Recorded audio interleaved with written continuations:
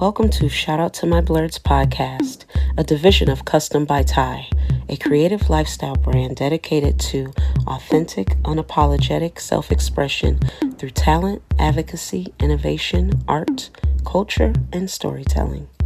I'm your host, Ty, your HBIC, your head blurred in charge. On this podcast, I discuss all things, most things, some things, black and nerdy, from fandoms to culture, music, art, creativity, experiences, and now, sex. So please be advised that the podcast episodes this season will contain mature themes, explicit language, and honest conversations intended for mature audiences. All right, blurts, let's get on with it.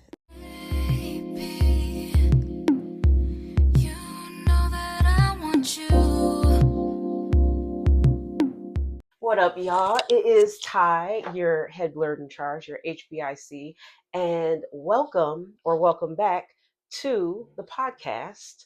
Shout out to my blurts, where I talk about all aspects of Black nerd culture, and that also includes sex.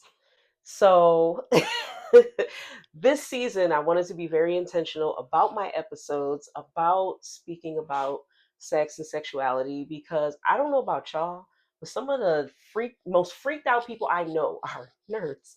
And how can we not be? We have to dissect every aspect of every single thing. We're fans of certain things. And so that includes different aspects of sex and sexuality.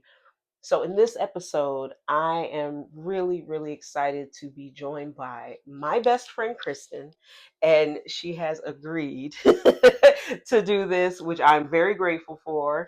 And in this episode, we're going to be talking about purity culture. And so, if you don't know what purity culture is, basically, especially when you are a young Black girl growing up in Black culture, purity culture is a byproduct of that, especially when you're growing up in the Black church. It is teaching the girls one thing about our virtue and keeping it together and keeping our legs closed and not saying anything. And, you go to school to learn, you don't go to school for boys, and all of this, and just all the stuff that comes with that. That's Unfortunately, there have been stories of hymen checks and all the gross things that shouldn't be happening, but have unfortunately been accepted and acceptable in our culture.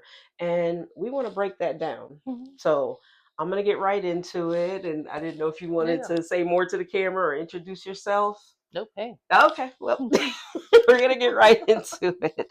So, you and I, of course, we are from Buffalo, New York. Yep. We have known each other since fourth grade. So since Yeah. we were about 9 years old, Yeah. a frenemies to to best friends story. Yeah. And it's nice to have someone who has been there through all the stages of my life, and I've been there to witness the different stages of your life. And you and I already have these conversations on a regular basis. Yeah. Because there's always something to talk about. Yeah, unfortunately. There's a lot to talk about. And so my first question is, I know a little bit about this, but I want you to tell my listeners and viewers, what were you like as a young girl growing up in Buffalo? Like, what's your origin story? I grew up in a household with older brothers, 2 older brothers. I actually had 3, a half brother. But older brothers, and so I wasn't super girly. Never really been super girly. I was always very much into sports, anything to keep up with my brothers. That's pretty much it. So I was my mother's baby. There's that. But no, I was always very much an outside kid, ripping and running, playing. Never really sat still too long. Yeah. And I know, as for me, I was a middle child. I had an older brother, younger sister in our house between my parents, and then I had older siblings. And so I grew up somewhat the opposite, but like my parents were very overprotective. my mom especially, right, didn't really want us to do much. My dad would at least let us go play Yeah. with like the kids Right. in the Venture out neighborhood. a little bit. Yeah. Yeah, yeah, yeah. So that informed some things, but I know for me, I think getting to sixth grade, it was like a switch went off. Yeah. The Um, hormones get to kicking in. So yeah, yeah, yeah, they stuff do. changes. Because I had my first like crush, I guess you could say, in fourth grade. hmm Um, and I think that's because my Listen, crush liked you. yes, I liked you just fine. You just didn't like me because your crush liked Yeah, me. So that was where it I know. ensued. Yes. And so I had crushes, and I remember trying to have a conversation with my mom about a boy that I liked, and hmm just instantly got shut down. mm You go to school to learn, you don't go to school for boys. mm. And it was just like, okay. Yeah, that's a lot. That's a harsh response for Yeah, a kid. yeah. That's a very harsh response. Because it planted the seed of you can't like anybody. You can't, even though, like, hmm naturally I'm drawn to this person. I like their personality. I think they're cute or handsome or whatever it may Yeah. be. But I go to school to learn. I don't go to school for boys. Even in high school, it was kind of like that reiteration of hmm you're not there for boys. You're there to learn. And it's like, yes, you go to school to learn, but you go to school to learn how to socialize and how to be around That's a part of people. it. Yeah. And people are drawn to each other. They're attracted hmm to each other. And we are young people. We are hmm going through puberty and adolescence, and how Yeah, could we possibly not like people? that's true. So yeah, that was my upbringing. But what kind of messaging did you get or receive about black girlhood and what you were supposed to be? I got a lot of positive stuff from my mother. My Mm-hmm. mother was really big on allowing her children to voice their opinions, be who we were, however we were going to show it. Mm-hmm. Uh, Growing up, it was like real big, the baggy clothes in the '90s, all that Mm-hmm. sort of stuff. Yeah. And so my mother let me dress however I wanted to dress. Mm-hmm. There was a time I was maybe about 11 or 12. My father kind of on his weekend of having us, why you always dress like a boy? Mm-hmm. And that kind of crushed me in that moment because my father always thought very highly of me. And I just immediately went and called my mother, and Mm-hmm. she came and picked me up, and she also cussed my father out along the way to let him know, like, hey, she dressed however she's comfortable. That's none of Yeah. your concern, because if she dressed with less clothes, you'd be upset about that. Right. Accept her how she is. And so my mother always, and that was the first and last time my father ever said anything like that or negative. But that was a very kids being different, Mm-hmm. whether it be gay, straight, like how there's so much talk about that now. That was Mm-hmm. never a big thing. Yeah. Gay had a negative connotation to it. Mm-hmm. So if you were called that, or if people assumed you were that, that was like a negative sort of thing that may have followed you. Mm-hmm. So I think my father was just quizzing me on that, and that was never Mm-hmm. the case. But it's just like, wow, that really came out of your mouth. All right.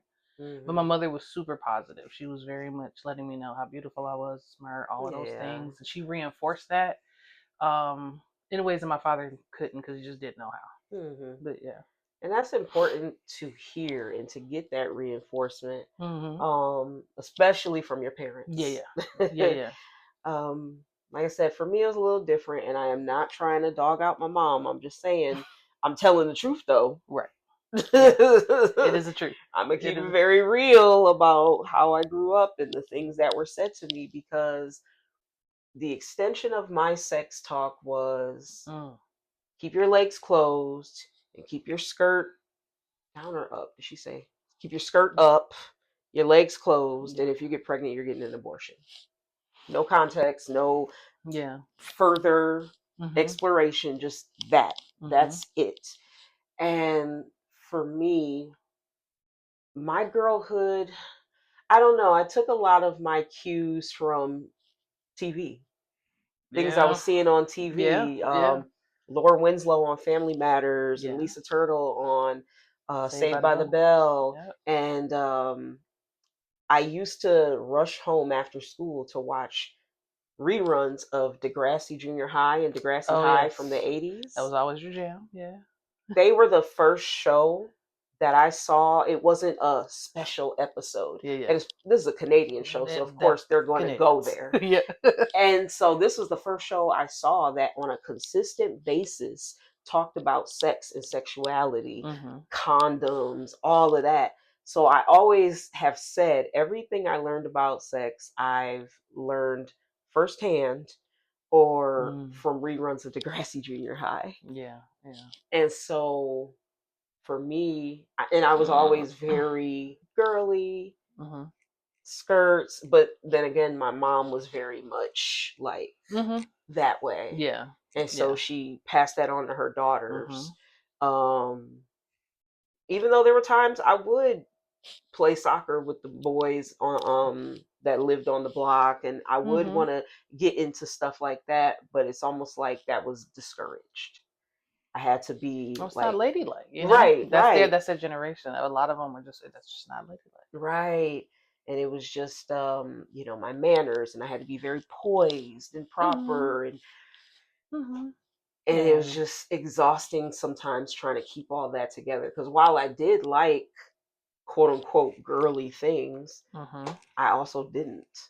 One Yeah. thing I think about too is, how, so you and I both went to Catholic school, Yes, we did. and and that's a whole interesting thing Yeah. because we did kind of get sex talk at school. That was the first place I ever saw a female condom. Yes, They gave it to us in like that little I pack. couldn't believe, because it was Yeah. one thing to give us like pads and stuff. Right. They legit gave us lube and condoms. Yeah, female condoms. I don't know how Sister Roberta let that slide. I don't think she looked in the bag, honestly. I don't believe she really looked in that bag.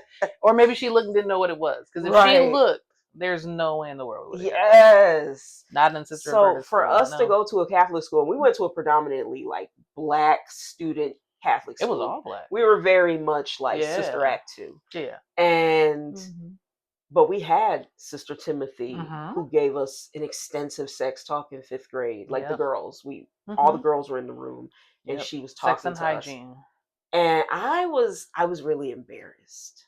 I remember when she did that, I had my head down the whole time, and I like my face was completely flushed because I'm like, no, my non-5th grade teacher is not writing the word fuck on the chalkboard right now. And she worked for Jesus and was talking like that. But it was a very direct message that needed to be. She knew what we were up against and where we lived, and she knew what we needed to hear. And in retrospect, I wish I would have listened. I wish I would have paid attention. But for me, sex was always surrounded by shame. Yeah. Yeah. And when so, it's not reinforced at home, when someone was talking openly about it in an educational way, it was just like embarrassing. Yeah. Super embarrassing. Yeah. Because even like my own body exploration, and when I started like masturbating, I would feel immediately guilty.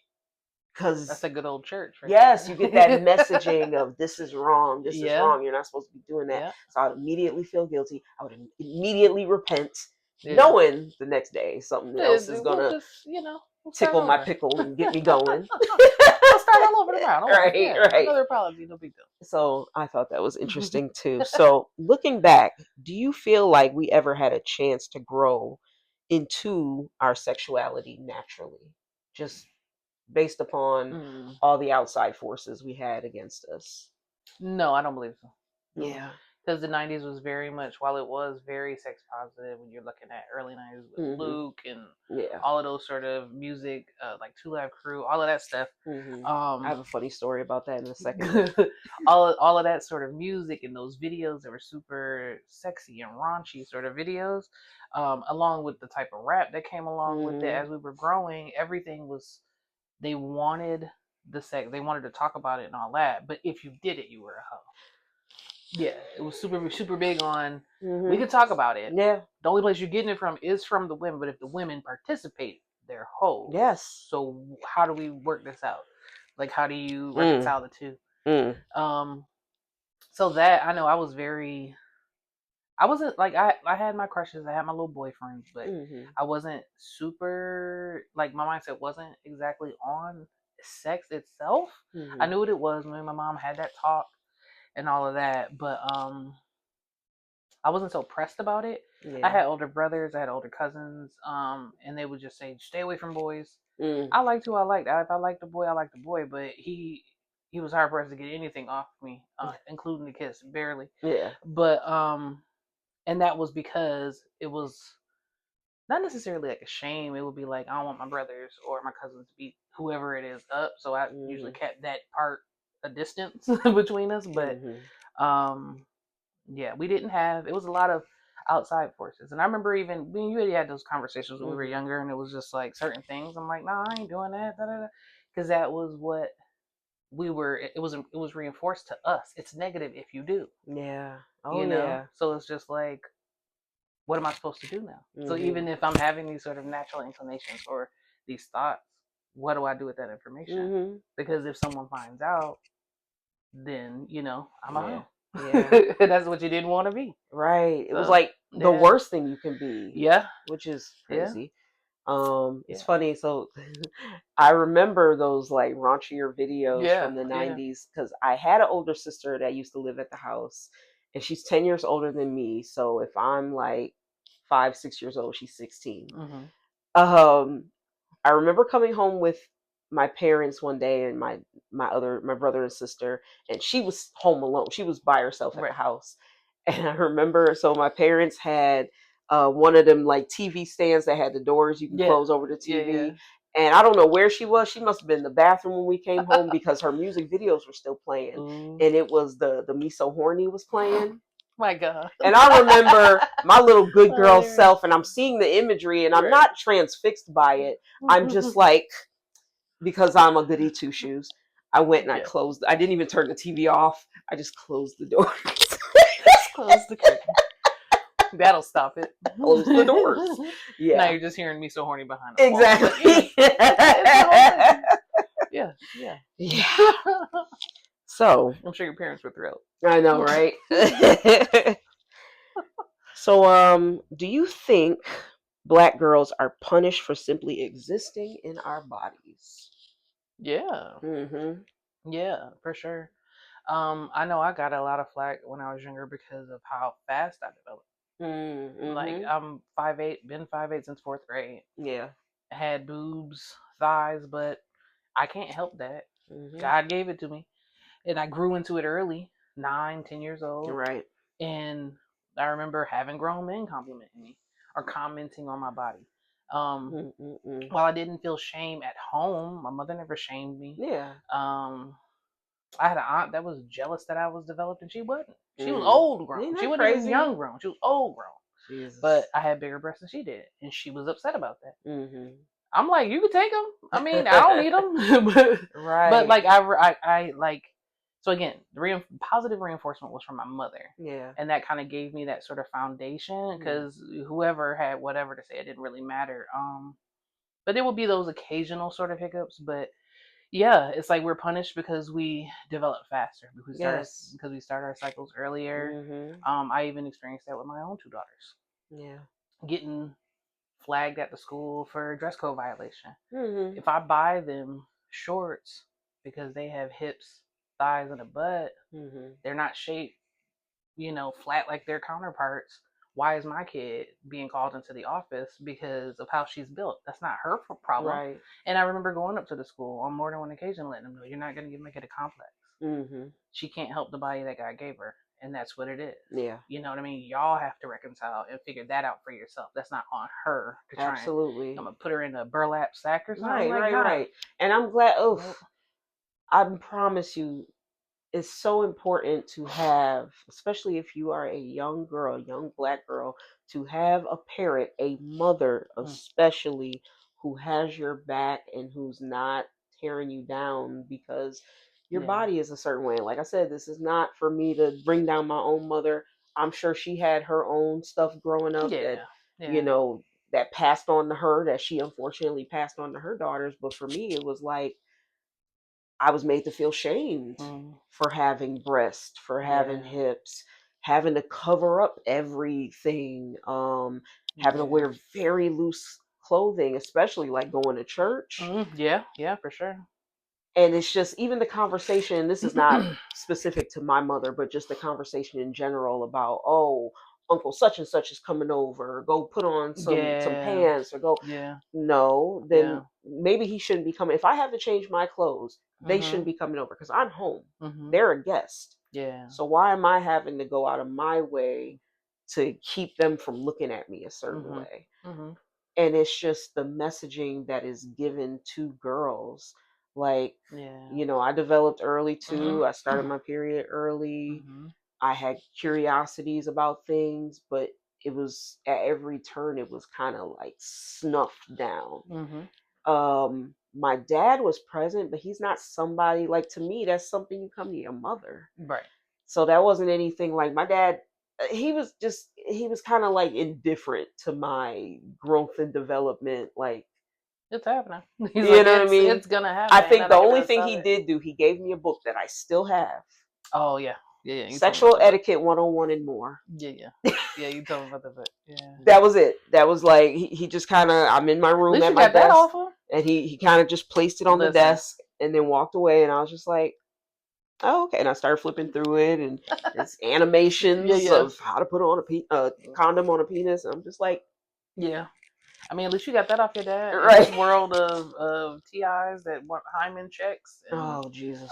these dads that are so preoccupied with their daughters and Hmm. whether or not they've been sexually active to any capacity or whether they're, straight or not and Hmm. all of these pressing issues. Yeah. That's a big step for your dad. Even if it wasn't a Yeah. conversation that went along with Right. it, the book let you know where he stood. He understood it was going to happen. Ain't nothing he could do to stop Hmm. it, but he wanted you to be equipped to some capacity. So I give Right. him credit. Right. I never had no sex talk with my dad. Yeah. Never. I, Skippy wasn't ready for that. He wasn't ready for that conversation. At least not with me. Yeah. Maybe with his sons, but not with me. Yeah. Not the daughter. Not the baby. No. Yeah. That was my mother's job. She Hmm. handled that. And I want to Yeah. expound on something you had brought up about being a young black girl and being in our bodies, but then also having grown men Yeah. and all kinds of people gawking at us, Mhm. propositioning us, looking at Mhm. us. It's so gross and it's so prevalent.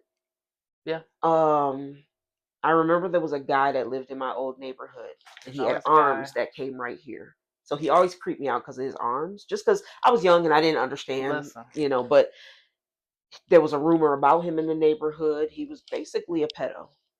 And I remember, and he lived down the opposite side of our street. But Mhm. one day he was hanging out right across from our street Ah. or our house. Mhm. And he saw me getting ready to get on my bike. And he's like, hey, you, come here. I was maybe around 11 years old. Yeah. Yeah. And I remember, just like I said, I would stay away from him just because I had heard things about him. I was freaked out Yeah. by his arms. And now you're talking to me? Yeah. Yeah. And I remember there was a gentleman that lived up the street, and he saw the interaction, and he stopped in front of the house, and he's like, go tell your dad Mhm. now. Yeah. And I ran in the house screaming, "Daddy, that guy, da, da, da." Mm. That man never brought his ass up that street no I more. My bet. dad scared him out of his damn shoes. I My bet. dad yoked him up one day. But it's like, but what happens to those girls who don't have Yeah. those guardrails, who don't have Yeah. people around? They're susceptible to these people who are Mhm. giving them that attention. I remember there Yeah. was one time, I was walking home from school, Mm. seventh grade, and a man had pulled up. I was walking down, I don't want to say the street names, Yeah. Yeah. Yeah. but I was walking up the street. He Mhm. was coming one way, and he stopped in front of me, Mm. and he's like, can you tell me where Sycamore Street I is? remember that story. Yeah. And I couldn't hear him, and he had an accent because he was Asian. Mhm. And I got a little closer to the car And because you I were didn't how hear old? him. I was 12. Yeah, I remember that story. I remember you telling me. And as I get closer, I see his penis is out in his lap. Mm. He had already ejaculated a little bit, but he was still going. Mhm. He was still going as I was standing there, the car, Sycamore Street. Mhm. And I was so like shocked and taken aback. I had never seen a Yeah, like, what do you penis do with? prior to Yeah. that. Yeah. And I Yeah. just was like, I just pointed in the general direction of where that street was. Yeah. And then he Yeah. drove off. That's scary. But that could have been worse. He could have had somebody in the back seat that could have grabbed me. Indeed. Indeed. You And don't know. so these are the things that you contest with as a young girl growing up. They don't care about you being 11, 12 years old, Yeah. 8 years old, because you're developed You early. So look. that's Yeah. all they need to know. Yeah. You And look. and a lot of them don't have any shame about it. They'll know that you're 15, 13 years old, Mm-hmm. and they don't care, and it's Yeah. sickening. And we got to protect our girls, and we got to protect people from the people who let that shit slide. Yeah. I That's had not a cool either. family member, I won't out them on my podcast, but I did Mm-hmm. have a family member who and at this point I was a little bit older. I think I was 16. Yeah. Yeah. I know what you're talking And about. she and I were going somewhere, and I think we were visiting my cousin. Mm-hmm. We get out the car, and this man just unprovoked walks past me and says, "Damn, you got some big ass titties." Mm-hmm. And this was prior to my breast reduction. But And you're still a kid. but I'm still a kid With an adult. with an adult, and Yeah. that Yeah. adult who was supposed to protect me and be like, "Do not talk to her that Yeah. way." Yeah. Her response was, "You should take that as a compliment." Huh? Yeah. So, as a young girl, and it's funny, and I'm getting a little off topic. I promise I'll get back on topic, but it really thrills me because, you have daughters, and I have a goddaughter, and, young women in my life and young girls in my life. And you think about how these grown men will talk to them, will Yeah. try to coerce them, will try to groom them, Oh essentially. yeah, for sure. I got hit on more by men between the ages of 11 to 17 than I Yeah. ever do Yeah. as a grown woman at the age of 42 years old. Absolutely. Yeah. That's the truth. Yeah. Yeah. Yep. That's a really big truth, and that's why I don't let my daughters go nowhere without me. Come They gotta on. have supervision, and it's Yeah. literally because I know it was nothing but the grace of God that kept me safe as a kid. But I had very similar stories. I remember being 10, going to the corner store, coming out of the corner store, a guy who hung out on this corner, and he was friends with my then friend, my best friend at the time, god brothers. And they all hung out together. So he knew how old I was. I'm best friends with his friend's god sister. And told me I had pretty legs. And the other guys heard him and was like, "What'd you say?" And I, like, when he said it to me, I looked like totally confused. I'm like, "What am I gonna do with it?" I'm like, 10. Yeah. I'm like, "Huh?" And they were like, they started crowding around him, and they told me, like, "You go home and go get your big brother." I remember running down the street, and they were at the corner stomping him out. Yeah. They beat him up, and I never saw the guy around our neighborhood again because had I responded differently, had I been foolish enough to think, "Oh, he hangs with those guys, so he must be a good guy," or had he just said that when they weren't around, right, to try to like lure you in, yeah, and then the it would have been a conversation. second, third. It would have been more chances that Yep. he would have had to have access to me, but because of that, and I thank God for them being vigilant, but also protecting me when my big brothers were at the house. Yeah. But yeah, and and I also had another gentleman that was like a neighborhood weirdo. He had like a deformation, like where his legs weren't fully developed, but he walked. They weren't fully functioning, but he can kind of stand on them. But he had those like arm braces. Yeah. And again, same thing in the neighborhood, but he would pay girls to sit on his lap. He would give them like $1 to sit on his lap. And I remember hearing that in the neighborhood, and all the other girls knew about it. And I'd see him, and he smelled like urine. Again, no disrespect, but also yuck. Yeah. So I remember hearing that. So whenever I see him coming, I'm packing it up. We're going in the house. And so if you hung with me, no, we're all going in the house. Yeah. And I've always been a big advocate of that. Like if I see danger coming, everybody's a suspect first of all. But if I see, we gotta go. We gotta go. But yeah, like guys, I can agree. I've been hit on quite a bit Mhm. in my younger age, but as I've gotten older, not even Mhm. remotely as many times because of Yeah. that. Yeah, Ugh. yeah, I scary swear. stuff, man. Truly. All right. So now, when did you realize that boys weren't getting the same pressure, expectations, or consequences? Oh, I think I I think I always knew. Mhm. Um, yeah, I think I always knew because I knew there was a different standard. Even in my household, my mother was super positive um, with my upbringing and everything like that, and as far as my body, and very positive about that. Mhm. I knew my brothers got away with stuff I'd never be able to get away with. Right. Both of my brothers at different times in their lives have had girlfriends come live with us because they Jeez. didn't have no place to go. Yeah. I could never. Right. I would have never been able to have a Right. boyfriend. I could have company, Mhm. but that door better be open. My Right. brothers had girls living in the house. My God. So, you know, I knew that there was a different standard between them and what I can get away with. But it didn't hit me until um, maybe like a handful of years ago. Mhm. Like really like, oh, like the depth, like how far it goes. Yes. Like where we're pressed as far as our um purity Mhm. and Yep. our value tied to that Yep. purity. And our virtue. Yeah, all of that Yep. stuff. But with a guy, it's like it's not a big deal. Mhm.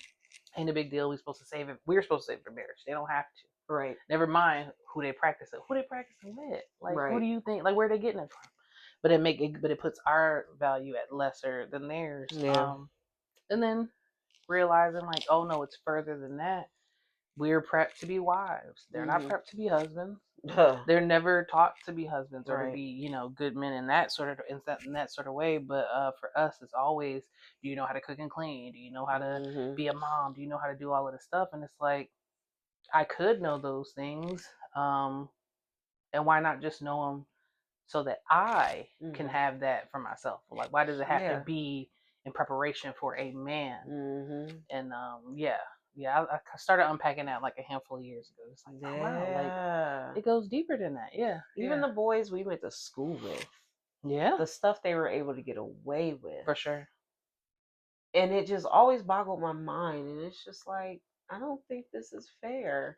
And like Mm. with my brother growing up at home, it's a little bit different because he just was, he's him, my Yeah, brother. sure. So Mm. he wasn't out here really like trying to date girls or bring girls back Yeah, home. He just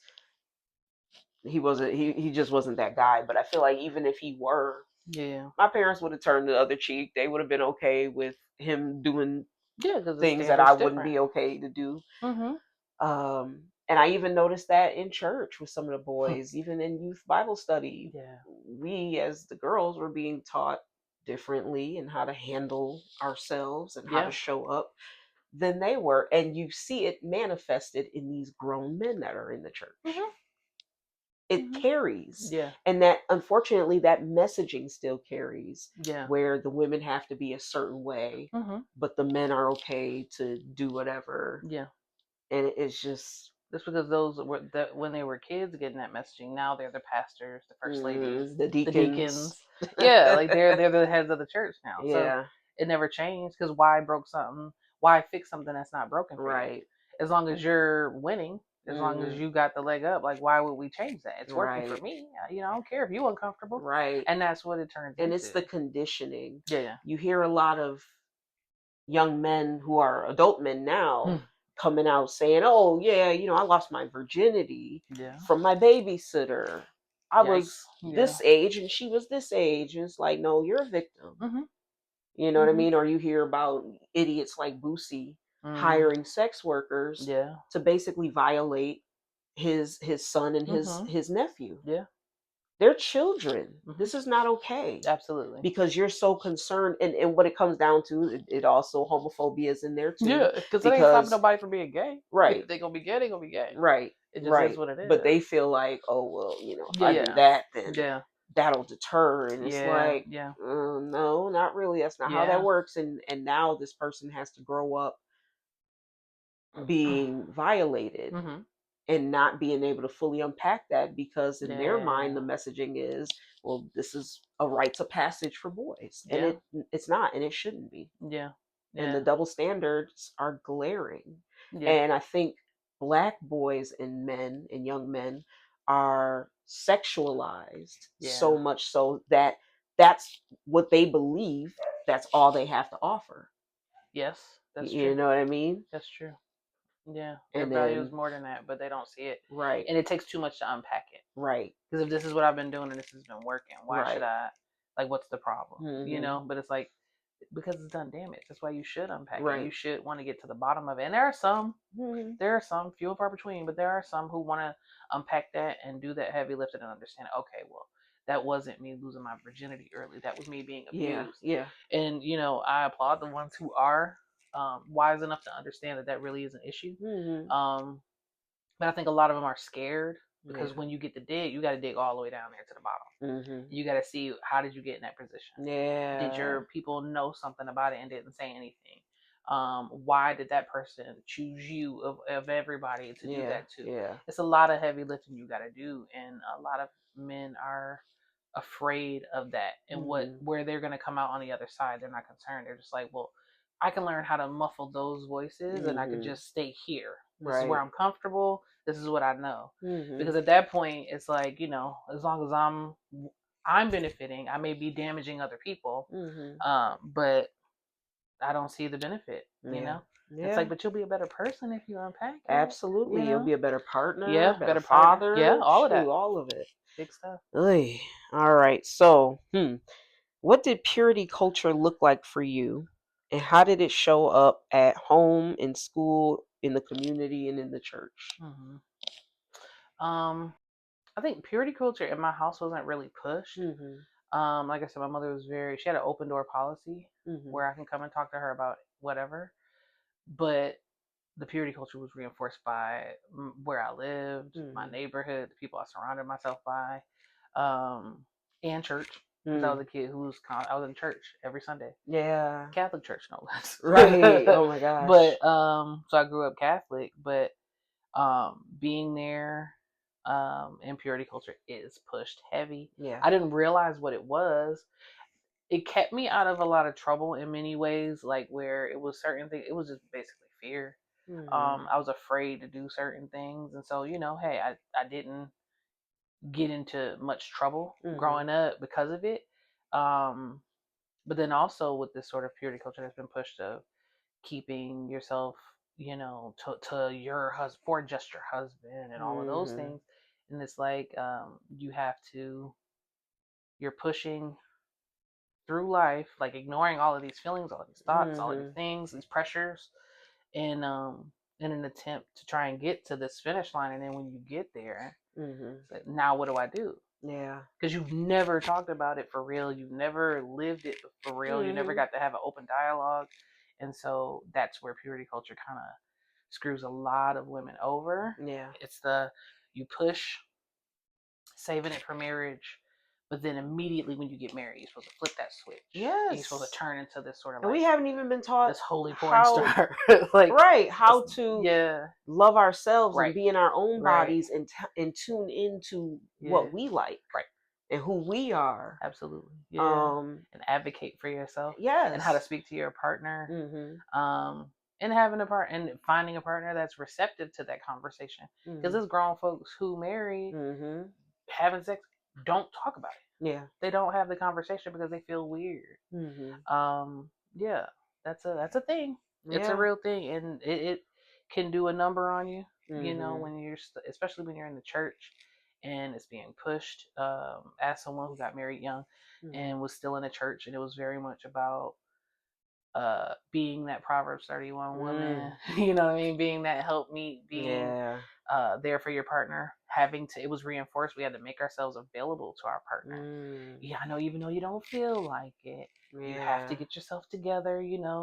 Do whatever you need to do, but you have to make yourself available because it was on us. Because if your husband steps out, it's Huh. something you didn't Yep. do. It Yep. ain't enough prayer. It ain't enough because we were taught a praying wife, the power of a praying wife. Yeah. That's super heavily pushed. Hmm. where it But starts to put the are these onus. niggas praying for Yeah, us? it puts the onus on you. Like, I'm responsible. So if he step out of line and start acting crazy or whatever, that's on me somehow. Mm-hmm. And that leads to another layer of guilt, shame, all of the things. Yep. But it's just like, how do you know if you don't have these conversations? How do you have Yeah. these conversations if you were taught to shut up and not talk about it? Yes. Like, it's a lot of And just to unpacking you got to do. leave stuff alone, Yeah. be quiet about things or people that make you Mm-hmm. uncomfortable. Because even though purity culture was pushed on me heavy, I've just always been naturally rebellious. Yes. Like, Yeah. and it's You have weird been. because on one hand, I am a little goody two shoes rule follower. Yeah. But also on the other hand, I'm an Aquarius. I have questions. I'm rebellious. I want to experience things on my own. So Yeah. it was hard because, like, in school, we went to Catholic school, so Mm-hmm. we're being taught certain things. But of course, we're going off into corners and kissing and Listen, doing things. So I mean, that was still it was happening. happening. It You're right. was. At home, Definitely was. of Yeah. course, I was getting reinforcement from my mom about what I shouldn't do Yeah. and what I, should Keep your do. legs closed. Yeah. Yeah, All of that all of stuff. that. Mm-hmm. And then even with the music, there was certain music she would prevent me. I was really into, because I just really thought R&B music in the 90s, first of all, was like amazing, but Yeah. something about like the music between like 95 or 94 to 98 Mm-hmm. was just like, that pocket of music was so transformative to me. Yeah. Yeah. And so I used to like to tape the music videos. Yeah. There were certain ones she would not let me watch. She didn't like me to watch or listen to Yeah. TLC. Yeah. Shoot. So I would have to like go behind her back and record the little Yeah. music Yeah. videos and stuff, because it's like I still have curiosities and I want to know what Mm-hmm. they're talking about, and instead of snuffing it out and making me feel bad for having these curiosities, talk to me Yeah. about Yeah. them, Yeah. guide me. Yeah. Because right now I'm just full of hormones trying to Yeah. figure stuff out, but I don't have anyone guiding me in the right Yeah. direction. That's the part. That's the Hmm. part. My mother liked the music. She liked the music. She liked the beat. She enjoyed like Salt and Pepper when they had to Let's Talk Hmm. About Sex. Yeah. That was when I was younger, but like all the way into like the Jodeci's, the TLC's, like all of that sort of music that was more like sex forward. Hmm. And even like the TLC with the positivity about sex and it Yeah. being safe and all of that And having stuff. the Yeah, condoms on yeah. their clothes and stuff. Yeah, and even like on MTV and on BET, like they would have those Those sort of things, those specials, Sex in specials. the 90s and Yeah, all my of that. mother Yeah. she was never like you can't watch that. It was never like that. Hmm. I think she thought that was like helping her out with parenting a Hmm. little bit because it's like okay, this is how I can ease my way into this conversation Yeah. without making it so weird.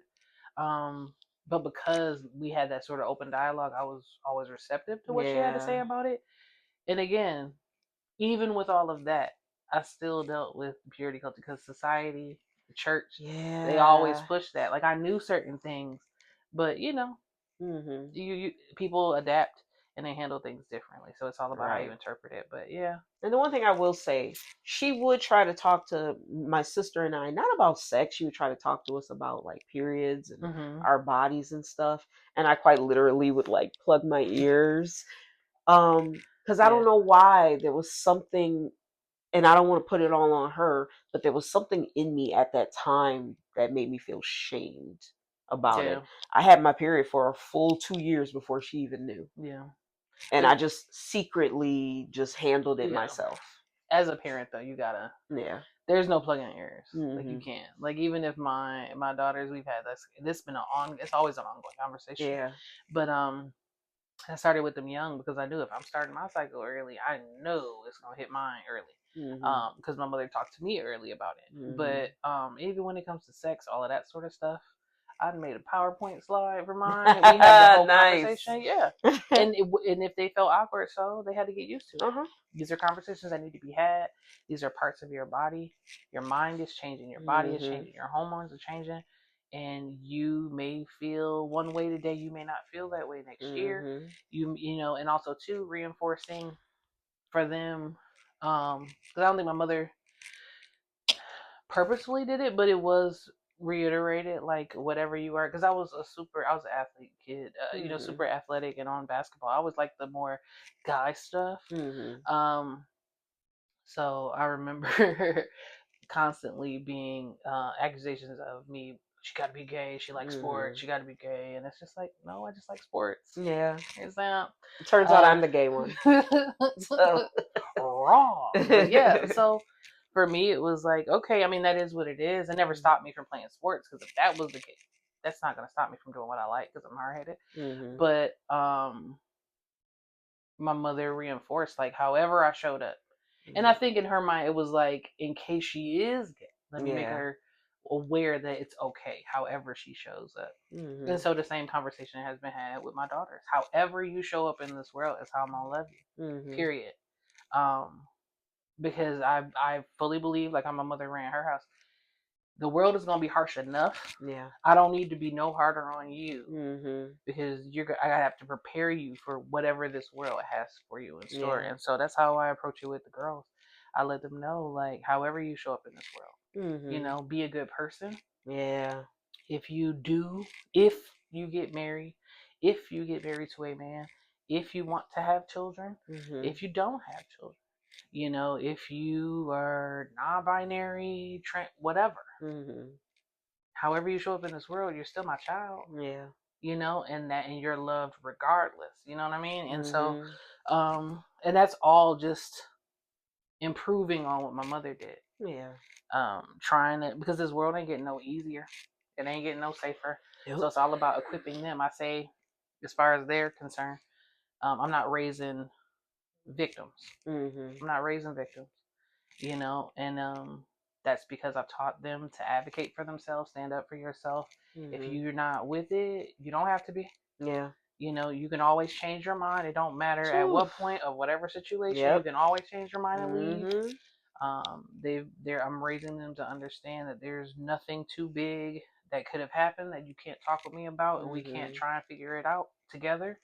But all of that is just trying to gird them and get them ready for what this world has, because there's going to be Mhm. things that the world's going to throw at them, and I got to know that they'll be able to survive that. Yeah. Yeah. Absolutely. And I know for me, with my son, Mm. just trying to raise him to be a good person and try to Yeah. raise him to be someone who respects people's bodies and bodily Mm-hmm. autonomy and to respect himself. Yeah.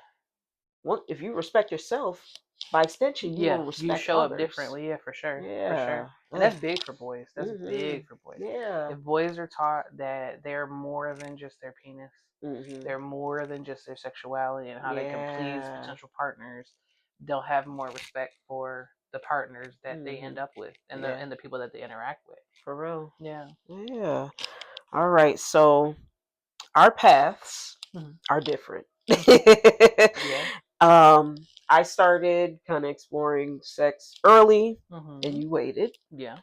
So, how do you think that factors into how we understand sex today? I've told you before. I think you were ahead of your time. Mm. Like, you were very much ahead of your time. Like, the type of stuff that is okay and cool now, Hmm. you were very much about. Yeah, but what about that? Let me Yeah. talk about that. Let me see what that. Let me research that. I had such a Yeah, curiosity, which is and so that's exactly what it is. interesting Curiosity. because Yeah, on one hand, I started off being very ashamed and not wanting to hear my teacher talk and not wanting to, yeah. and then there was a point where I kind of leaned into it Mm-hmm. and I was just like, I want to learn more about condoms Them and hormones, man. protection and you know what I Them mean, hormones and kick I want in. to You was like, educate my what? friends around Yeah, me. yeah, yeah, yeah, yeah. You were, like I said, you were ahead of your time with that. And even with that, I know we've had that discussion, and you said there are certain things that Hmm. certain pitfalls that came along with that. Yeah, and I wish I would like. I'm not Yeah, advocating for teenage sex, yeah, but yeah, so there. yeah, I wish I would have waited. But as far as like the educational yeah. aspect You of it, learned from it. That was the difference. yeah. You learned likes and dislikes. You learned boundaries. You Hmm. learned what you're willing to accept and what you're not willing to accept, out of yourself, from others. So Hmm. yeah, like, that was big. Um, for me, I learned stuff because I waited. Hmm. Um, hmm. It's a loaded question. Yeah, I think I struggled initially with Mhm. it. I mean, I had my feelings, but it was always just like I kept busy and preoccupied with other things. Mhm. But once, like I told you, being in the church and Mhm. that purity culture sort of aspect of it, you get married young. You're expected to know everything. Right. You go from 0 to 100. You're supposed to know Mm. all of the things, and it's like, but how? We haven't had Right. these discussions. We haven't had these conversations. So that was a little bit of a struggle initially for me. And I think with just age, getting older, with growth, becoming a parent, you get to a certain level of Mhm. zero fucks to give. Right. And you become a little bit more free as you get older, and your Yeah. mindset starts to change, and my mind started to change about things. Mhm. And yeah, I just learned to advocate for myself. Mm. Even with that, I ain't gonna hold you. Even with purity culture, I learned how to advocate for myself Yeah. thoroughly very early. So Mhm. there was no, no willy nilly of I'm just doing this and on some Right. color purple. He just doing his business. It was never gonna be that. Oof. But the conversations became Mhm. easier to have once my mind changed about things. Right. Yeah. So, definitely a late bloomer in that sort of way. Right. Um, yeah. Mm. Yeah. Yeah. I know for me, because I started having sex young, and there's a lot of psychological, mental, Mm-hmm. emotional reasons for that. Just wanting to feel like someone liked me or they Mm-hmm. wanted me. And then two, Yeah. pressure. You Yes. get the peer pressure from other people. Mm-hmm. And this is, I want to say this about these hoes who who we went to school with, Yeah. who you know, I was dating this guy. Mm-hmm. We were both 13 at the time, and the girls that we were going to school with were like, oh yeah, telling me to basically go forward with Lion. sex, and oh yeah, and it's great, it's this, it's that. I go forward with it. Yeah. Yeah. I am excitedly telling them, and come to find out these bitches is Yeah. virgins. And then overnight I become a hoe. Yeah. Yeah. And then my reputation preceded me, Mm-hmm. so much so that Yeah. I felt like, okay, well, since this is already expected of me, Mm-hmm. I have to keep it up, because Right. this is what they're expecting. Right. They like me because they know that I'm going to Yeah. put out, Yeah. and so I have to put out, and it just became this vicious cycle. So Yeah. on one hand, while I was excited about educating myself and Mm-hmm. understanding sex and the nuances of sexuality, in practice, like actually being out here having sex, Mm-hmm. it was something that was like, I want to stop, but I don't feel like I can. Mm-hmm. I feel like every new boy I meet has heard about me already. Mm-hmm. And so Yeah. I don't have a I think there chance was to a really like of the slow down. attention a little Yeah. bit, yeah. Yeah. Like And any girl would, especially mhm. because you had been so quiet. You were a very quiet Yeah. girl, a Hmm. very, nose in the book sort of girl. Even though Yep. you had your crushes, Yeah. um, once those cool girls call themselves, Hmm. kind of trying to mean girl you into Yeah. that and convincing you of that. And I think at that phase you took stuff pretty literal. Yeah. Um, and they wasn't doing nothing but lying, Hmm. all of that, and you falling for it, and then subsequently, them turning on you. That was incredibly unfair. Hmm. I remember me and you having those conversations back then, but um, that's an unfortunate circumstance. You know what I mean? Yeah. Because you deserved better than that. Hmm. But them girls, they knew what they were doing. Right. And then just, They knew I what they were truly was out doing. here living a double life. Like, there was so much I kept from my parents. But this is the thing, like, I would be out here doing my stuff, Yeah. but I was still getting good grades. I was still coming home on Yeah. curfew. I was still doing my Yeah. Yeah. chores. Yeah. But I was also sneaking around with Yeah. boys. I'm not Mhm. proud of it. I'm not advocating for it. I'm just Yeah. saying that's what it was. And I wish I would have waited. Yeah. I wish I would have taken time to understand myself and explore myself, and to know that just because people think something of me, Mhm. I don't have to do what they're Absolutely. expecting of me. Mhm. And so I wish there would have been a little bit more time for me to kind of simmer and work on my self love so Yeah, that I yeah. could be with somebody who does value me. Mhm. And I'm not gonna say everybody I've been with, and I'm mainly counting my adult relationships. I don't want to Yeah. necessarily count my teenage relationships and situations, but I did eventually find people that valued me for me, Yeah. even though shit still didn't Mm. work out.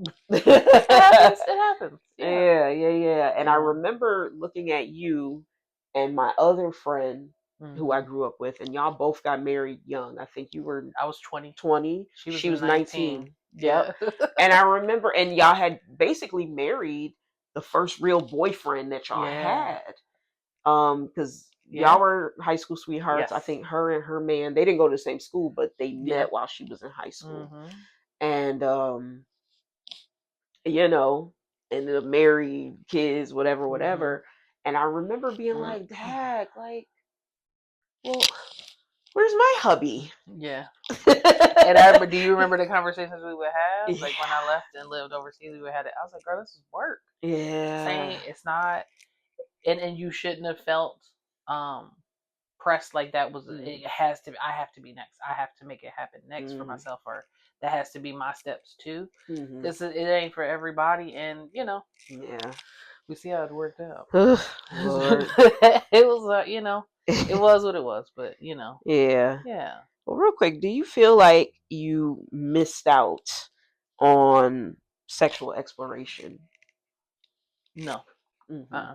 I don't feel like I missed out because I was a party to what I was okay with. Yeah. I never got myself into predicaments or surrounded myself with anybody who I was never okay with being with. Mm-hmm. So any experience that I had was something that I greenlit. I was okay with. Mm-hmm. So no, I don't feel like I missed out. Mm-hmm. You know, I do feel like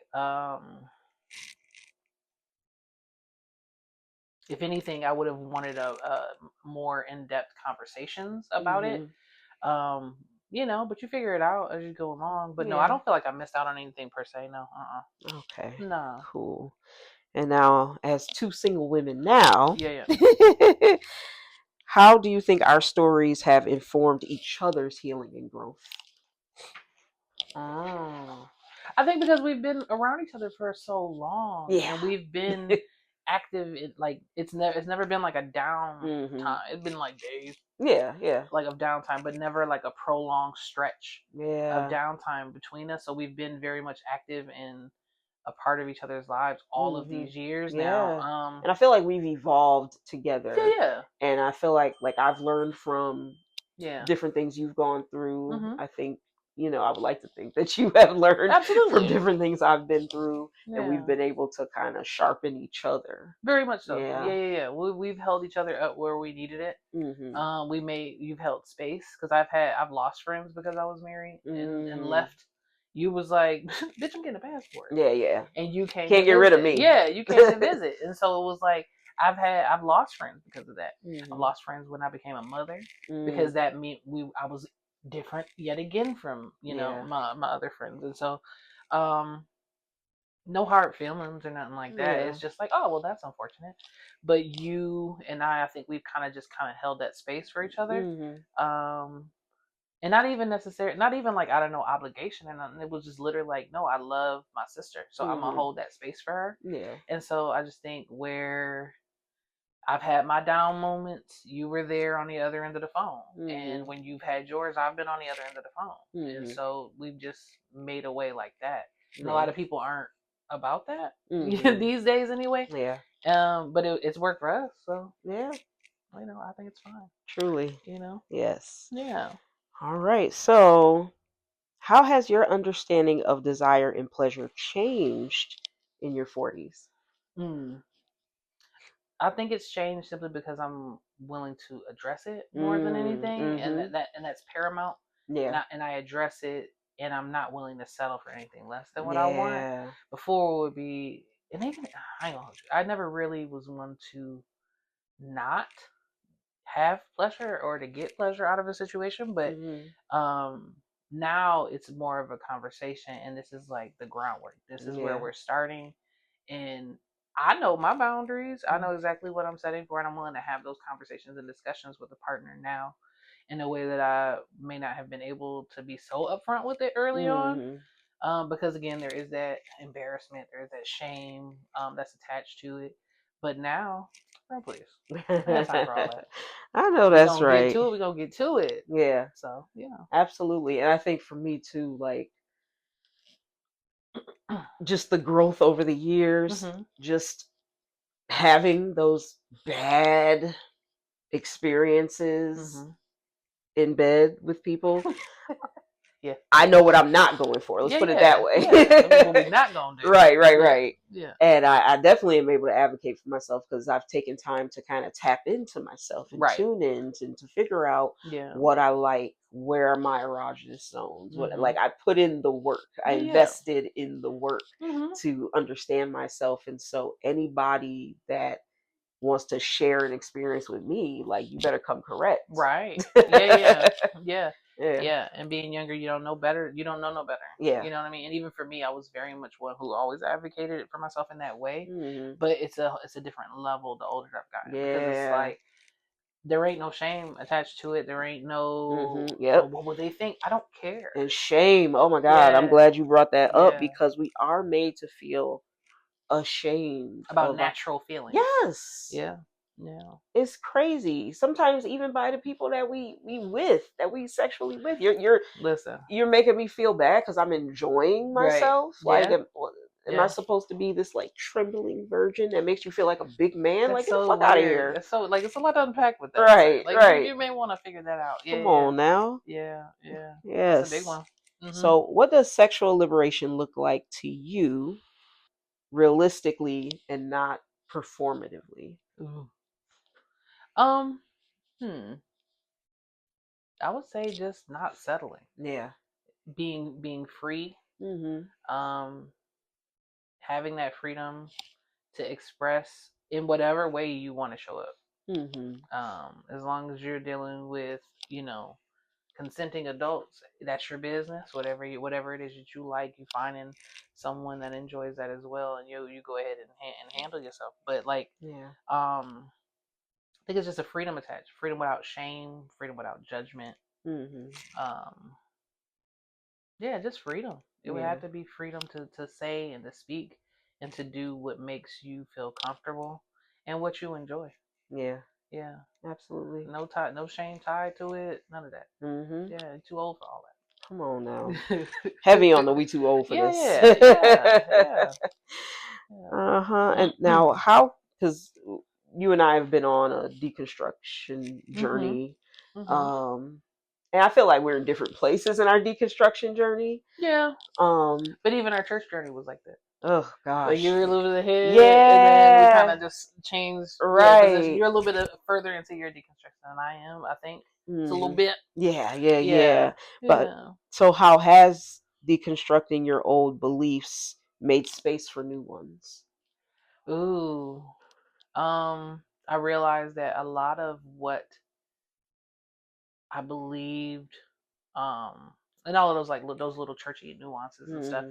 a lot of that was shrouded in patriarchy. Ooh. A lot of it was shrouded in women. It required women to be subservient. It Hmm. required women to be quiet and be good victims. Yep. It required women Hmm. to uh, serve Yeah. and not require being served back Hmm. in relationship with your significant other, spouse, or church. Hmm. Um, yeah, it's changed quite a bit. Yeah. My view has changed, and unfortunately, it's kind of been like that thread on a sweater. You yank it, and then Yeah. everything else unravels. Yes. It's been like It's that a good quite a bit. analogy. Like Yeah.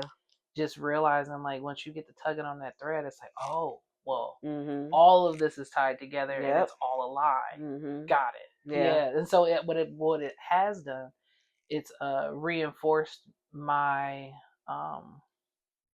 the view of myself Yeah. and how I show up, and whether I'm in the church or whether I'm not, my goal is Hmm. to be the best version of me and to be a good person, period. Hmm. And I think that's what we should be preoccupied with is just Right. being a good person. Yeah. Just don't be nasty to other people. Don't be rude. Don't be mean. Don't be, evil to others. Mhm. And I think somewhere, as far as the church is concerned, kind of got lost in the weeds there. Yeah. But my deconstruction definitely helped me unpack and free myself from that sort of weight on my shoulders, Mhm. that the church had. Yeah. And it's like, sorry, but at the end of the day, I'm still showing up as a good person. I just don't attend that building. Right. You know what I mean? My Yes. conversations are directly with, Mhm. my savior, like what I Mhm. believe and who I believe in. It's not, I don't have to go through a church to get to Right. what I believe in and get down to, have those sort of conversations and those prayers. I don't need, Mhm. a third party to get Right. involved. I can talk directly. So, Mhm. and I don't feel any unction to go back. Yeah. Yeah. I don't. Same. I'm cool. Same. Especially talking about church hmm and talking about patriarchy in the Yeah. church, misogyny in the black church, misogynoir, Yeah. Yeah. and the things that they'll let slide when it comes to the men of the church, hmm but then the harsh standards that they hold against the women in the Oh yeah, church. for sure. How do you have a deacon who hmm is being inappropriate with the women, and when it's brought to the attention of leadership, hmm you're basically silenced. You're told to leave it alone. hmm We know exactly who you're talking Yeah. about. Just Just stay stay away away from from them. him. hmm Hmm. Yeah. But not, oh heck no, we gonna Yeah. get this guy in line, or oh heck Yeah. no, we gonna defellowship you Yeah. because you are not gonna harm anybody else. hmm It's put on the shoulders of the woman Yeah. to bear the brunt of his behavior. Yeah. And then when you don't fall in line, you're a problem. Absolutely. And Yeah. so that was something where I was just like, yeah, I'm not with that. Yeah. And anybody else that's with that, y'all corny. Yeah. And I can't be with y'all if y'all with Yep, that. Yeah. absolutely. Because what you're doing again, that's setting women up to be victims and to Mhm. be good victims. That's what I Yes. meant by good victim. Like, Yep. don't tell nobody. Mhm. Yep. But we'll handle it by you just staying away from him. Right. Like, no, that's no different. Like, as much as the black church will kind of, at one point in time, was giving the Catholic Church flack for Mhm. how the Catholic Church was paying off priests Yeah. and would just shuffle them along, Mhm. and shushing the victims Yeah. and paying off those families to be quiet about what was happening. And it's like, y'all are no different. It's just on Mhm. a a lesser scale, but there Mhm. is no difference here. Yeah. You're making a safe haven for predators. Yeah. You're making the church a safe space for predators, Yep. and that's not okay because who are they preying on? Right. They're preying on children. They're preying on women first, Mhm. women and children. And so it's like, when you, again, that goes into the reinforcement of, um, it's not pressed on us as women and children to learn to advocate for ourselves, so Mhm. we learn to be quiet. So Yep. again, the cycle continues where you're Yep. just teaching us how to be a victim, and it's just like, no. Nope. That's why I stopped it with my children. Yeah. It's just like, I'm not, as I've said it, I'm not raising victims. Mhm. So what would I look like taking my kids back to a place where they're learning to Exactly. don't Yep. say nothing, be Yep. quiet, don't say anything. And it's like, no, no, we're gonna make some noise about it. Right. So yeah. Absolutely. Yeah. And I've touched on this a little bit, but I haven't said exclusively. So I'm queer, right?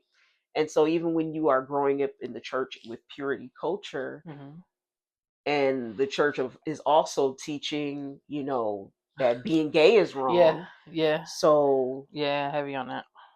you're kind of in this conundrum of, not only am I supposed to be saving myself and showing up as a Proverbs 31 woman and wait for my Yeah. husband and all this other stuff and keep myself together, but I also have to completely deny my Yeah. natural feelings hmm that I have, because it's wrong. It's an That's the abomination. devil. It's the devil. That's the And devil. it's Yeah. just like, Yeah.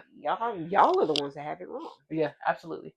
I feel like I can't help but to wonder, and believe that God just like does like a big face palm whenever He sees it, because I do not believe that He is so preoccupied, Mhm. because there are bigger fish to fry. Like, I got bigger and more pressing issues in the church Mhm. than who the choir director Mhm. is sleeping with during his free time. Right. Like, you got more pressing issues, Mhm. like the creepy deacons in the Right. churches, or you know what I mean, the pastors that are out here, laying with his parishioners. Mm-hmm. You know what I'm saying? Or the weirdos that are, harming children in these churches. Mm-hmm. You have bigger concerns Yeah.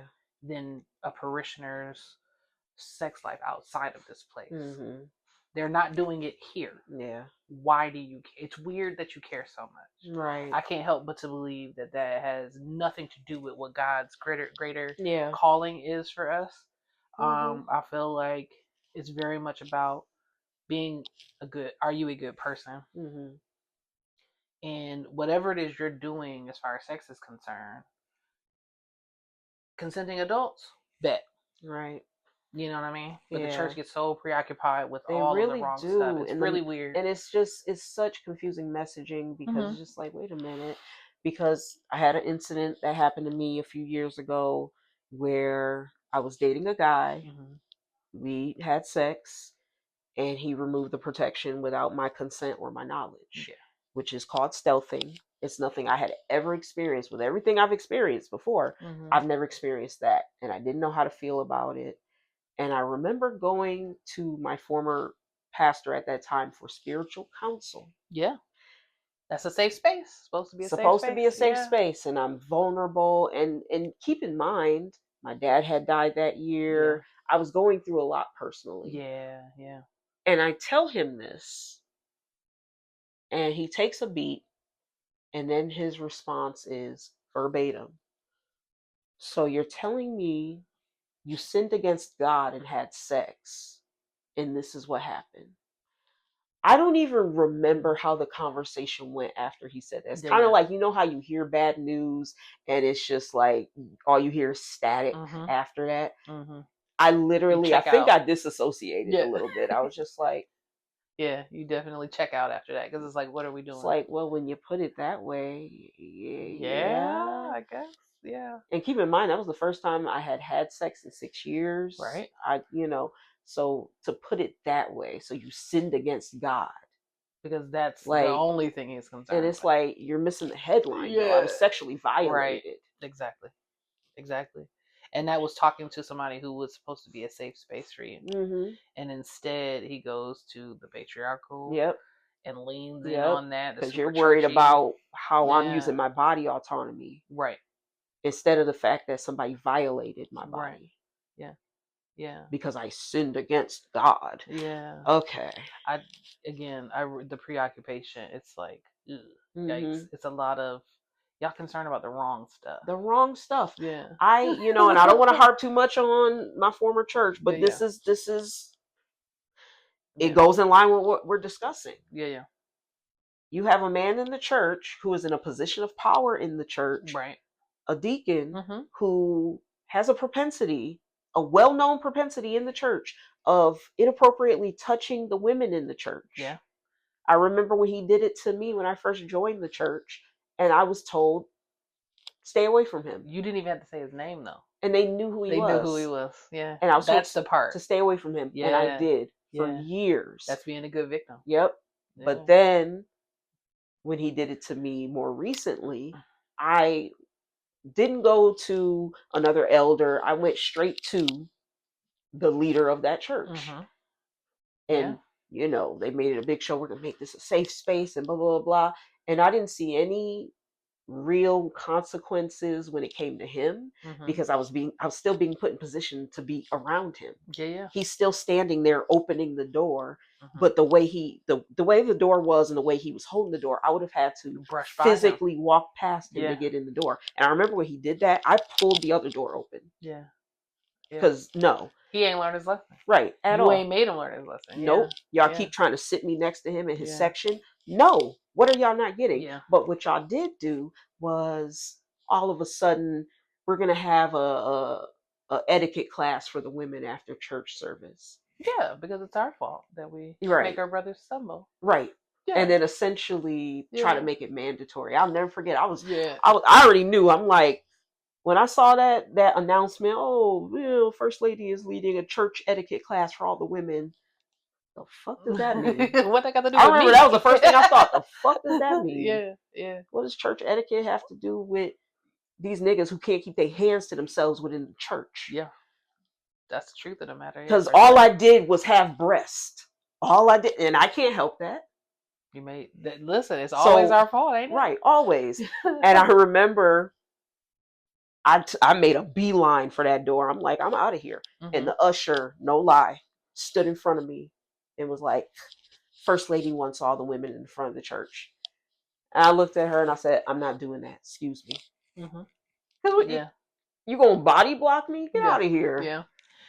Listen, these churches are getting Yeah. completely, and again, what it is, it's cultivating a culture of women to be the victims, good Mm-hmm. victims. Mm-hmm. And when you step out of line, this is how we do. This is how you get reprimanded. Yeah. Because even though he was the one who had the indiscretion by being inappropriate Mm-hmm. and touching you inappropriate, amongst other women, Mm-hmm. that he's done the same exact thing to, it's somehow your fault.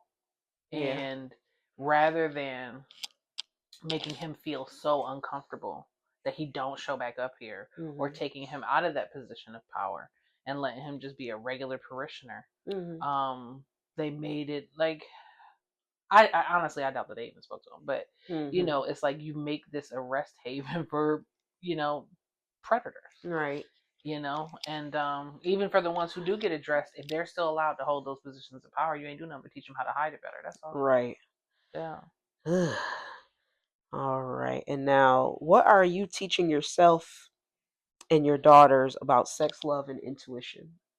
I'm learning after divorce to trust my gut instincts again. Mm-hmm. Mm-hmm. Um, my intuition never led me wrong, but when you're with somebody, if you are ever gaslit, it does a number. Yeah. It does a number. And Yeah. so learning how to trust my intuition again and trust my instincts again.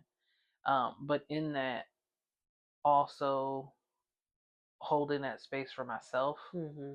to understand that I'm not always going to be, well, I can't be perfect because nobody is perfect. Yeah. I'm not always going to have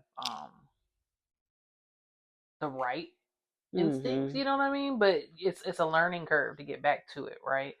But with my daughters, I've taught them the same sort of thing. Trust your gut. If Mm-hmm. something don't feel right, it ain't right. Just Yeah. walk away. I would rather be wrong Yeah. away in a safe space than right in the middle of danger. You know what I'm Yeah. saying?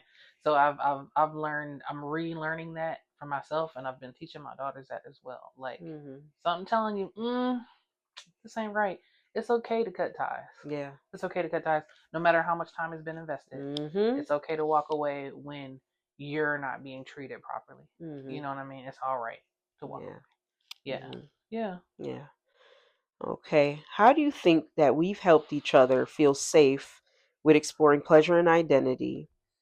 And what do you appreciate about going through this transformation together?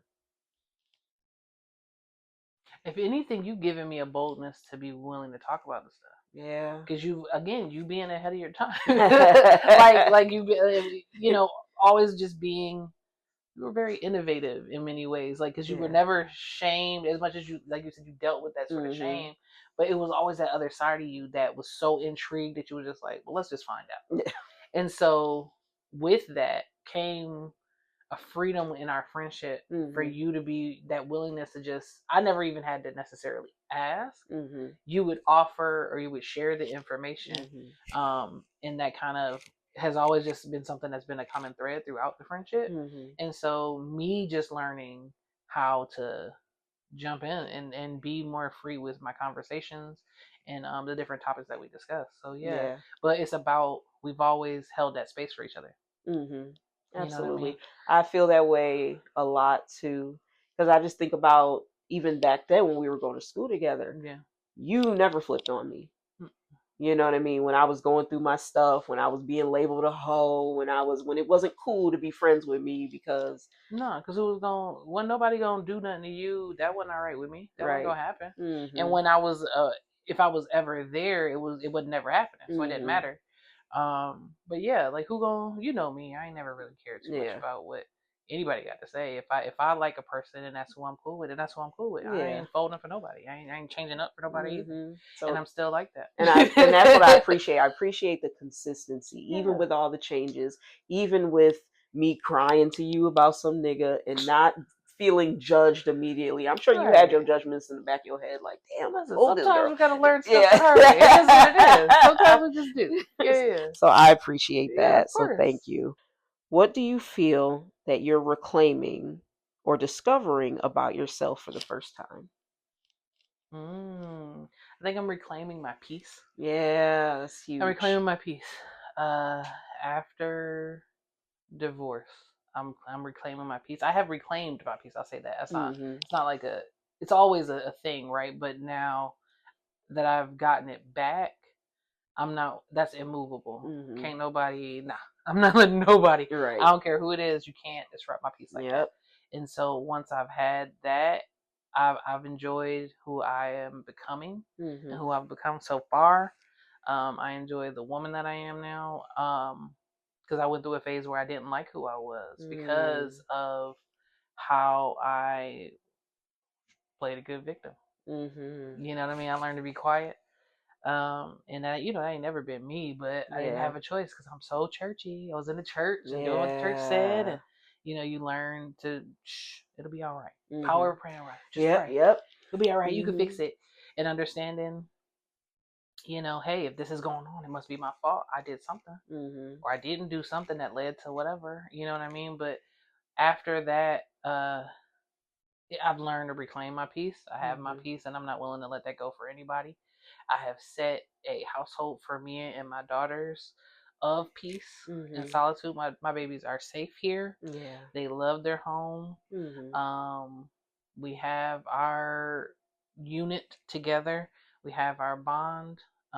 We have that sort of. I have that open door policy with them, the same one my Mhm. mother had with me, and they have these conversations. These are always open dialogues. We have these Mhm. conversations. They're allowed to tell me all the stuff, the crushes, the Mhm. the who they like this week, whatever the case may be. We're allowed to have those conversations, and Mhm. I enjoy that piece too much to disturb it with anything less than. So if there are Absolutely. people who don't want to contribute to that piece and Yep. try to take that piece away, I'm just not Yep. willing to be Gotta bothered. go. Yeah. So Gotta go. I enjoy my piece. I've reclaimed that, and I'm not willing to let that go for anything. So I yeah, love that. And I love that for you because that's super important.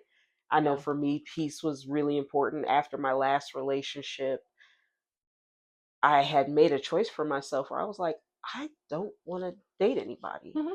I, for the first time, I felt like I was actively choosing Right. to be single Yeah. and being completely okay with that. Still being single, but getting to know people, exploring sex and Yeah. sexuality and different aspects of that, Yeah. but not allowing myself to be exclusive with anybody because it's like, no, I want, for me it's peace, but it's also freedom. And I found Yeah. For sure. peace in the freedom Yeah. of being able to be myself, being able to get to know other people, Mhm. exploring things about myself, waking up things in myself, Mhm. when it comes to sex and sexuality, Yeah. and having the honest conversations. I feel like I've had more honest conversations and more respect in the community of people who are sex positive, Mhm. who are in the kink and BDSM scene than I've Mhm. ever had with anybody in church. Yeah. You know what I Yeah. mean? So, I mean, it's layers. It's layers of secrecy. It's layers of shame that they mhm, have to peel. That a lot of those people haven't worked through yeah. and haven't peeled their way out of. You know what I mean? But Mhm. again, that's you being ahead of the curve with stuff. You know what I mean? Innovative. Yeah. Yeah. Yes. Yeah. Nothing wrong with that at all. Okay. So Hmm. what version of yourself are you excited to meet? Mm. I don't know. I think I like where I am now. Mhm. Because again, this is a rebuilding, rediscovering Yeah. sort of process. Like I'm discovering who I am. I've learned, like with the loss, both of my parents, Mhm. brothers, all of these sorts of things, um, to put me first, Mhm. and that's not selfish. Yeah. That's not that is exactly what it's supposed to be. I'm supposed to be first because if Mhm. I'm not looking out for me, who else gonna do it? Right. Um, but then also with putting me first, it's allowed me to be a better me. It's allowed me Mhm. to be a better mother to my daughters. And it allowed me to be a better friend to my friends, a Mhm. better sister to the brother I have left, like a better person all the way around. I feel, Yeah. and so, um, yeah, if I have to look out for me first. And so, Yeah. yeah, I'm cool with who I am right now and where I'm headed. Mhm. Yeah, I'm interested in Yeah. seeing what that looks like. Yeah. So me too. Me Mhm. too. I really am happy. Maybe not in all aspects, but as far as who I am as a Right. person, the peace that I fought for Mhm. myself, Yeah. the freedom to not put up with things that Mhm. are harming me or not serving me. Yeah. So I'm glad for that. I'm excited to meet the version of myself that has a handle on all the things that are meant for me. Mhm. You know, Yeah. Yeah. that is able to freely travel, that is able to really understand what it is that I'm doing artistically and creatively, Mhm. that is able to pour into other people the Mhm. way that I've been poured into by people like you and people who've had my back over the years. Mhm. And so I'm excited to meet that version of me. She's still coming. She Yeah, she we went through a working. lot of Yeah. bumps and bruises We this all are. year, Yeah. but Yeah, we all are. But yeah, yeah. yeah. Hmm. Yeah, that's good. Okay, and now my closing question is, do you have, or what message, advice, or words of wisdom from your own journey would you like to share with my listeners slash viewers, and um especially to the Black women in church, girls who are still kind of maybe not necessarily in church, but definitely feeling the pressure of Yeah. purity culture? I would say two things. I would say, like, let your peace be paramount. Like, that has Hmm. to be the most important thing. And once you've allowed that to take up space in your mind, of you'll start setting and laying things out for yourself, Hmm. and you'll start seeing things change. Hmm. Because you got to make your peace first. Because if Yeah. you're not at peace, everything else is going to be shaken up. As far as purity culture, listen, the people who are judging, it's not God, that's the church. Hmm. And those people don't have no heaven or hell to put you in. Okay. And there's nothing wrong with advocating for yourself, Hmm. standing on that. And anyone who doesn't like you advocating for yourself is somebody who wants to take advantage, and those are Hmm. people you don't need to be affiliated with. So I would say advocate for yourself. Yeah. Advocate big time. um, and stand on it. It may feel like you're wrong. You may Hmm. feel a little guilty initially, but you'll understand, like, I'm protecting myself, and there ain't nothing wrong with protecting yourself. Hmm. Um, yeah, yeah, just that. Okay. Protect yourself. Protect your peace. Thank you Period. so much once again for coming Yay! on my podcast. This is your third appearance, Yay! but your first like appearance. And Yay! so I'm really excited. I'm excited for what this season will bring. Usually this is the time where I'll be like, oh, let my viewers and my listeners know where they can find you on socials. But she is private on I her don't. socials, I'm not on social media. so yeah, so that's none of your business. But you can find me on Instagram Yeah. at shout out to my blurds, Mm-hmm. and follow what's going on with me at customsbyty.com. I'll put all the stuff here if you're watching. I'll put all the stuff like right here. Mm-hmm. And do you have anyone you want to shout out? No, you. Shout out to you Oh, for thank you. doing your thing and sticking with it. You know what I Yeah. mean? Because I know it can be very scary walking Hmm. this sort of creative walk versus the more traditional sort of role. Yeah. And I have a lot of admiration for you for the Oh, walk that you're taking. You know thank what I mean? It's you. bold. It's a bold step. It's a big step. Whew. But you're making it work. You know what I Yeah. mean? You're making it work, and I'm proud of you. I For appreciate sure. that. All right. So y'all tune in. It's going to be different episodes going forward this year, but I'm really excited, and I'll catch y'all in the next one. Yeah. Peace. Bye. Thank you for listening to Shout Out to My Blurts podcast, a division of Custom by Ty. Be sure to stream, subscribe, and leave a review on wherever you listen to podcasts. Watch full video episodes on my YouTube channel, Chaotic Goodie, Goodie, Good. For bonus content, behind-the-scenes conversations, and extended episodes, join the Patreon community at patreon.com/totallytie. Follow the Instagram at SOTMB_pod And to learn more about Custom by Ty, please visit customsbyty.wixsite.com/customs by Ty.